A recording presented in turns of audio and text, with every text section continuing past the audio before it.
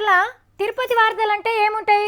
ఎంకన్న దర్శనానికి కిలోమీటర్ల పొడుగు లైన్లు కట్టిన భక్తులు, లడ్డులు సరిపోను దొరుకుతలేవు, రుచి మంచిగుంటలేదు, నెత్తెంటికల మీద ఇంత ఆందోళన వచ్చిందని వార్తలేస్తాం.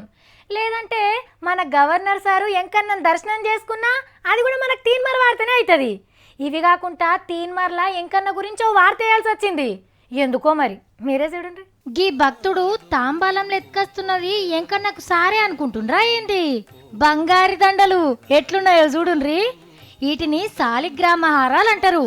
ఒకటి సుదర్శన శాలిగ్రామం, ఇంకోటి గోపాల శాలిగ్రామ హారం.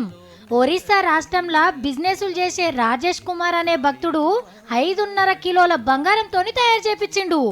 కోరిన కోరిక తీర్చిండని 1.5 కోటి ఖర్చు పెట్టి గీ మొక్కులు తీర్చుకుండు. ఎంకన్నను ఊరేగిస్తప్పుడు గీ దండలతోనే అలంకరిస్తారట.